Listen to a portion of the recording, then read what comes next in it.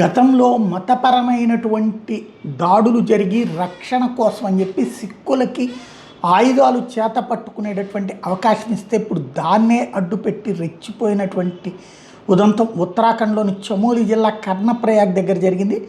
హేమకుండ్ సాహిబ్ గురుద్వారా నుండి తిరిగి వస్తున్న నిహంగ్ సిక్ యాత్రికుల బైకులు ఓ కారును ఢీకొన్నాయి. దాంతో స్థానికులకి వీళ్ళకి మధ్యన వాదన మొదలైంది. ఈ సందర్భంలో ఈ నిహంగ్ సిక్కులు రెచ్చిపోయారు. తమ దగ్గర ఉండేటువంటి సంప్రదాయ కత్తులు కిర్పాన్ బయటికి తీసి స్థానికులు బెదిరించారు. కత్తులూపుతూ ఒకళ్ళ మీద ఒకళ్ళు దాడి చేసేలా గొడవ కనిపించారు. స్థానికులు కొంతమంది గాయపడ్డారు, ఒకళ్ళైతే తీవ్రంగా గాయపడ్డారు. దీంతో ఆ రోడ్డును మూసేసిన స్థానికులు నిరసన చెప్పారు. చివరికి పోలీసులు జోక్యం చేసుకోవాల్సి వచ్చింది. మతపరమైన సంప్రదాయం ప్రకారం కత్తులు తీసుకెళ్ళడానికి అంగీకరించబడినటువంటి ఈ సిక్కులు ఇప్పుడు హేమకుండ్ సాహిబ్ యాత్ర సందర్భంలో ఈ దుర్మార్గానికి పాల్పడినప్పుడు ఇప్పుడు చర్చకు వస్తుంది. ఇప్పుడు తీసేస్తే ఒక భాగం ఇదిగో చూడండి.